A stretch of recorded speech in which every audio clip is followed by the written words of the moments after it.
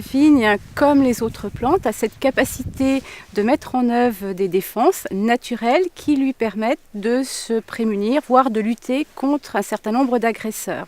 On parle aujourd'hui d'immunité de la vigne, mais cette stratégie n'est pas anodine car elle implique un coût, entre autres énergétique, que la vigne va devoir assumer grâce à la mobilisation d'un certain nombre de composés, des sucres en particulier. Ainsi, il y a une relation entre la capacité de mise en œuvre des défenses et le fonctionnement, le métabolisme et plus globalement la physiologie de la vigne. Malheureusement, certains agresseurs, par exemple des micro-organismes, sont capables de contourner, de déjouer ce système de défense et d'infecter la plante.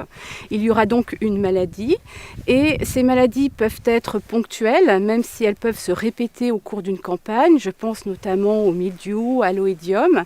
Et puis il y a d'autres maladies que je qualifierais de chroniques, par analogie à certaines pathologies humaines.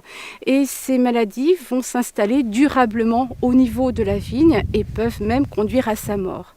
Et une vigne qui a un état physiologique altéré par ces maladies, eh bien, peut effectivement avoir un système immunitaire défaillant pour lutter contre d'autres maladies. Des cèpes atteints d'ESCA constituent finalement un modèle d'étude très intéressant pour aborder les relations entre capacité de mise en place des défenses et état physiologique.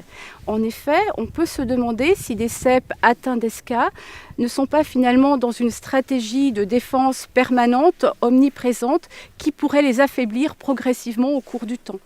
Et puis réciproquement, on peut se demander si des cèpes atteints d'ESCA n'ont pas un état physiologique altéré, ont toujours les ressources nécessaires à la mise en place des défenses, sont toujours capables de mobiliser ces ressources et en d'autres termes, est-ce que ces cèpes sont vraiment capables de se défendre activement contre les maladies ?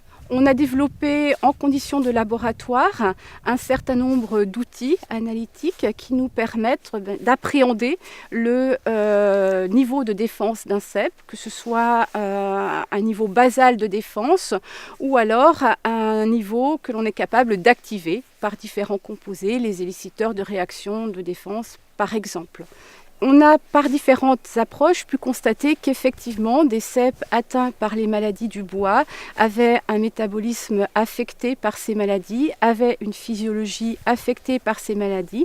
Et nous sommes actuellement en train de faire le lien justement avec l'efficacité de leur système immunitaire. On peut aussi se poser des questions finalement sur la performance d'un système immunitaire d'une vigne qui serait dans un état de faiblesse ou plus globalement sur un vignoble dépérissant.